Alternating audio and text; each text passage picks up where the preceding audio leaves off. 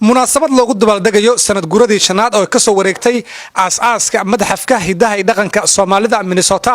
oo ay ka qayb galeen boqolaal qof oo Soomaali iyo Mareykan isugu jira ayaa lagu soo bandhigay ciyaar dhaqameed oo ay ka qayb ahaayeen caruur ku dhalatay dalka Mareykanka.